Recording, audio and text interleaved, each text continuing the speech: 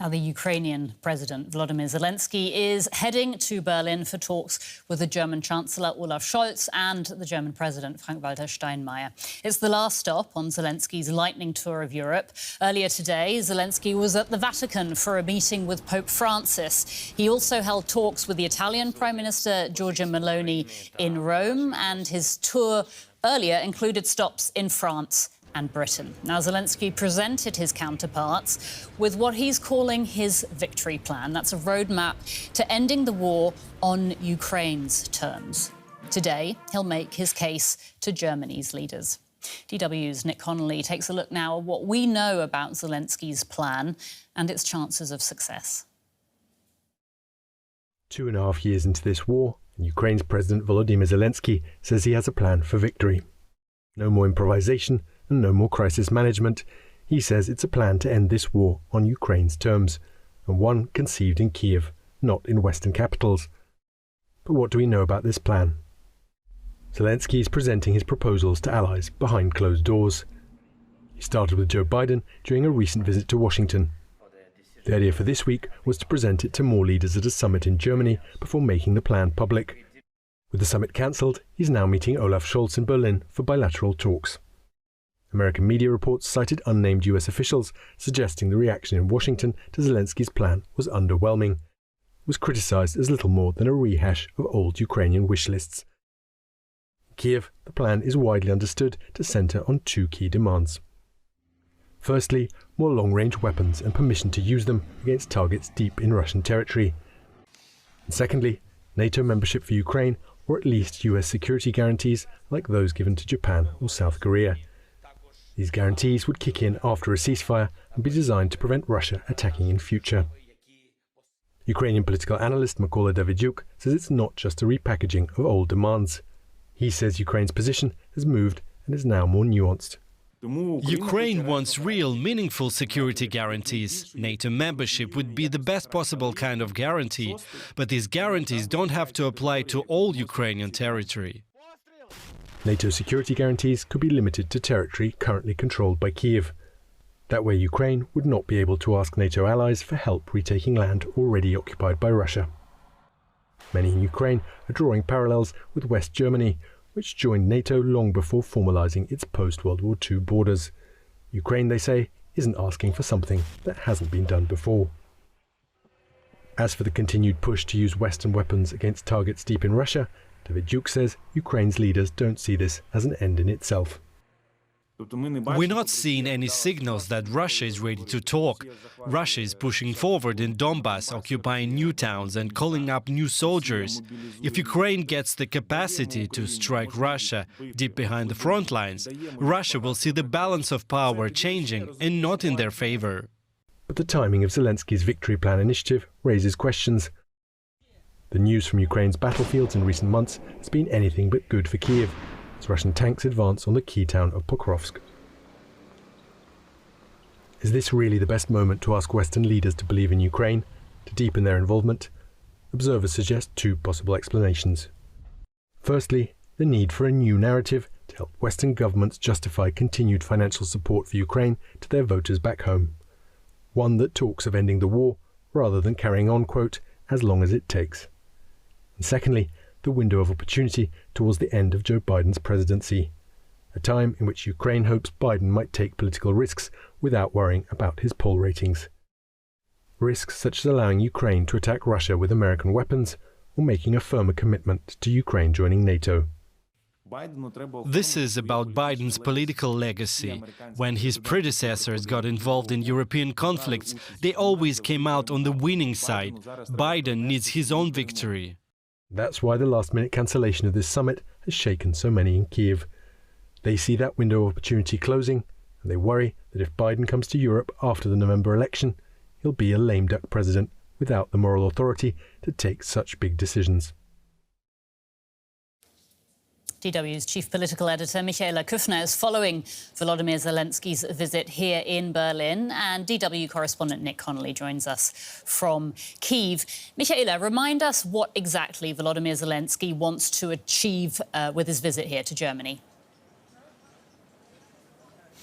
Well, he wants to round up support ahead of what is feared to be a very cold, difficult winter for Ukraine, with upwards of 70% of its energy infrastructure destroyed in the past by Russia. It is trying to catch up. There's a desperate need for stronger weapons and further reaching weapons. And that was the big commitment Volodymyr Zelenskyy was also hoping to get here, particularly if the US President Joe Biden had been sitting around the table at a US military base with dozens of allies. There would have for sure been a key commitment from the US president, the strongest supporter. Now he's done the rounds here in Europe. He went to Britain, to France. There he had to fend off questions that were asking whether he was talking about the conditions that would be needed for a truce that could potentially include Ukraine handing over territory. So he's now in a bit of a defensive here, and indeed that window of opportunity to get a key big signal that cannot be overturned post-US elections is closing fast, also here in Berlin. Nick, Ukraine's victory plan that we keep hearing about could include a proposal for NATO membership, but only for government-controlled territory. Does that mean freezing the conflict along the current front lines? And if so, would Ukrainians accept that? So first off, it's important to stress that this is still based on leaks, on briefings. No one has published this plan yet. And indeed, if it ever is published, it might still change a lot from what we've been hearing. But yes, the idea seems to be a kind of ceasefire along the current front lines, followed by those security guarantees either through NATO or a bilateral guarantee from the US. That would be the Ukrainian hope. A story to that effect came out in the Italian press yesterday, and there was a kind of angry denial from Ukrainian government sources, even though this is basically what we've been hearing. As for how well it would be accepted, it's not really clear. Lots of people still not convinced, still wanting to retake occupied territory. But I think the really important thing about this plan is that it answers the kind of key question that you've been hearing from Ukrainians all since this war began.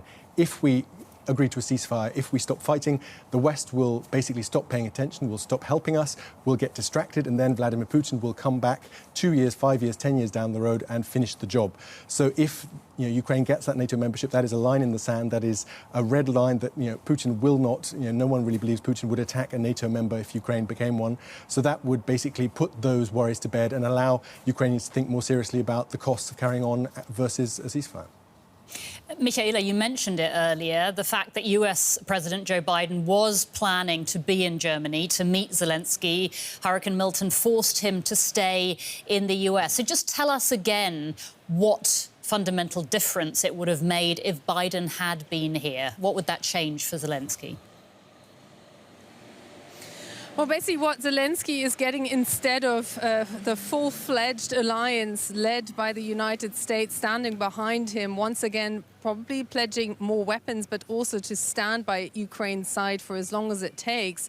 Instead, he's getting a demonstration that a huge storm in the US is more important than Ukraine's support, and that Ukraine, that Europe, the power dynamics that are playing out here are particularly leading up to US election, nothing but a sidekick to domestic politics in the United States. It emphasizes how having US backing is key to resolving anything in the future, and potentially getting Russia to the table, working towards a second peace conference. During the first one, Russia was not present, and Germany's Chancellor Olaf Scholz had floated the idea of potentially it being the time again to speak to Russian President again, but getting a rebuff pretty much out of the Kremlin. There is no interest in those particular talks, and it's all the more important for Volodymyr Zelenskyy to have a demonstration of the power he's getting from his allies, who so far, both the US President and the German Chancellor, the most important supporters, said they will stand by